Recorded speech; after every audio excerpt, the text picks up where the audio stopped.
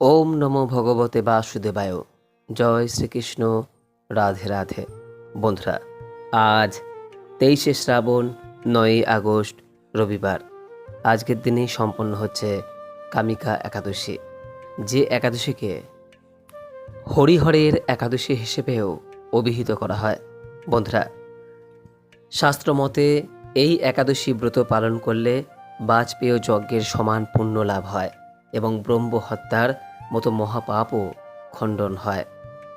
বলা হয়, একাদশীর ব্রত যদি পালন করেন তাহলে সেই একাদশীর ব্রত কথা অবশ্যই শ্রবণ করা প্রয়োজন, নচেত ব্রত অসম্পূর্ণ থেকে যায়। শাস্ত্রে এই বিষয়ে বলা হয়েছে, যদি কোনো ব্যক্তি কোনো কারণে একাদশীর ব্রতটি সম্পন্ন করতে না পারেন, উপবাস করতে না পারেন, তাহলে কেবলমাত্র এই ব্রত কথাটি শ্রবণ করে আজকের দিনে পূজার সময় শ্রী হরির চরণে 2টি তুলসী পাতা এবং একটি প্রদীপ প্রজ্বলন করতে পারেন। তাতেও এই ব্রতের পূর্ণ ফল অনেকাংশে লাভ করা যায়। আশা করি দর্শক বন্ধুরা, এই কামিকা একাদশীর ব্রত কথাটি শ্রবণ করে আপনাদের ভালো লাগবে। আজকের দিনে এই ব্রত কথাটি যতবার শ্রবণ করবেন ততই পরম শান্তি লাভ করবেন। শুরু করছে কামিকা একাদশীর ব্রত কথা। হে কৃষ্ণ করুণা সিন্ধু দীনবন্ধু জগৎপথে গোপেশ গোপিকাকান্ত রাধাকান্ত নমস্তুতে। জয় শ্রীকৃষ্ণ। রাধে রাধে। মহারাজ যুধিষ্ঠির ভগবান শ্রীকৃষ্ণকে জিজ্ঞাসা করলেন, হে জনার্দন, হে বাসুদেব, এই কৃষ্ণপক্ষীয় তিথিতে যে একাদশী পালন করা হয় সেই একাদশীর নাম কি এবং এই একাদশীর মাহাত্ম্যই বা কি? কৃপা করে আমাকে সবিস্তারে বর্ণনা করুন, তা শুনতে আমি অত্যন্ত কৌতূহলী।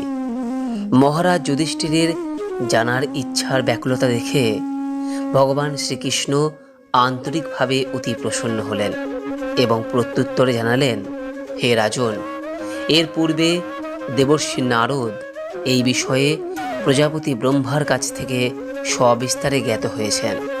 প্রজাপতি ব্রহ্মা যেমন বলেছিলেন তেমন করেই আমি পুনরায় বলছি, আপনি মনোযোগ সহকারে শ্রবণ করুন। একদা ভক্তশ্রেষ্ঠ নারদ ব্রহ্মার কাছে জানতে চেয়েছিলেন, হে ঈশ্বর, এই মাসের কৃষ্ণপক্ষ তিথিতে যে একাদশী পালন করা হয় এই একাদশীর নাম কি? এই একাদশী পালনের মাহাত্ম্যই বা কি? এই একাদশীর আরাধ্য দেবতা কে? এই একাদশী পালনে কি ফল লাভ হয়? কৃপা করে এই সকল বিষয় সবিস্তারে বর্ণনা করে জ্ঞাত করুন, আমি ধন্য হই। শ্রী নারদের কথা শুনে ব্রহ্মা অত্যন্ত তৃপ্ত হলেন এবং উত্তরে বললেন, হে বৎস, তুমি যে প্রশ্ন করেছ তার দ্বারা মনুষ্যজাতি অনেক উপকৃত হবে। শুধু তাই নয়, তারা নিম্নজনী প্রাপ্তি থেকে উদ্ধার হবে ও পাপ থেকে মুক্ত হবে। আর সেই উদ্দেশ্যে আমি সবিস্তারে তোমায় বর্ণনা করছি, তুমি মনস্থির করে তা শ্রবণ করো। এই মাসের এই কৃষ্ণপক্ষিয়া একাদশী কামিকা একাদশী নামে প্রসিদ্ধ। ভগবান শ্রীবিষ্ণু এই একাদশীর আরাধ্য দেবতা। এই একাদশী পালনে সকল পাপ মোচন হয়ে যায়। তাছাড়া এই একাদশীর মাহাত্ম্য শ্রবণ করলে বাজপেয় যজ্ঞের ফল লাভ প্রাপ্ত হয়। গঙ্গা, গোদাবরী, কাশী, নৈমাশ্বরণ্য, পুষ্কর ইত্যাদি তীর্থ দর্শনের সমস্ত ফল কামিকা একাদশীর মাধ্যমে কোটি গুণ লাভ করা যায়।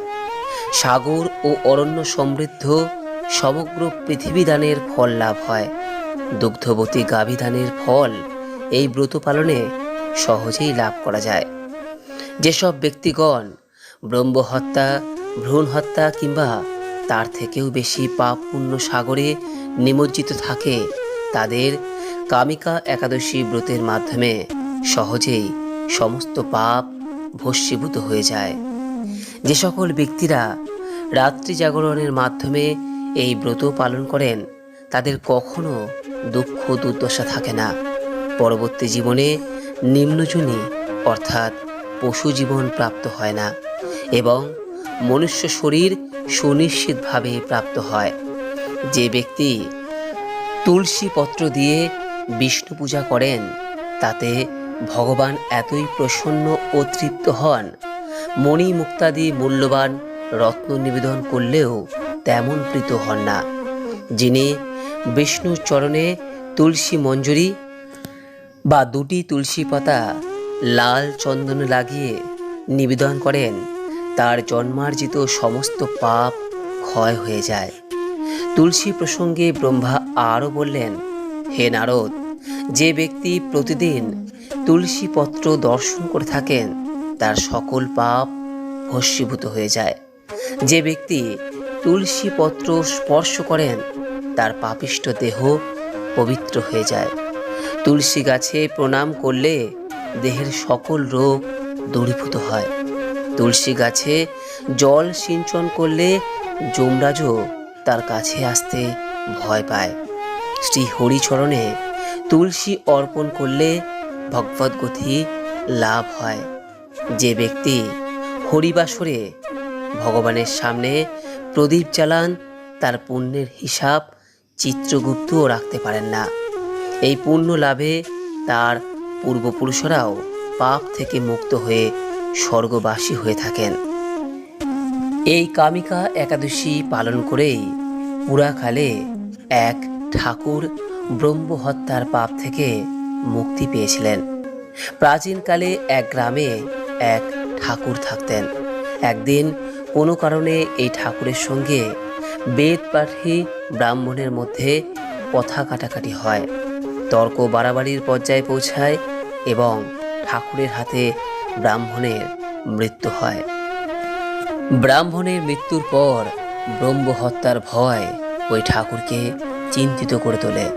ঠাকুরের সমস্ত অর্থ, সম্মান, সম্পত্তি, পুত্র পরিবার নষ্ট হয়ে যায়। এরপর ঋষির কাছ থেকে ব্রহ্ম হত্যার পাপ থেকে মুক্তির উপায় জানতে চান তিনি। ঋষি তাকে শ্রাবণ মাসের কৃষ্ণপক্ষের কামিকা একাদশীর উপবাস করার বিধান দেন। এরপর ওই একাদশীর উপবাস পালন করে ব্রহ্ম হত্যার পাপ থেকে মুক্তি পান ঠাকুর।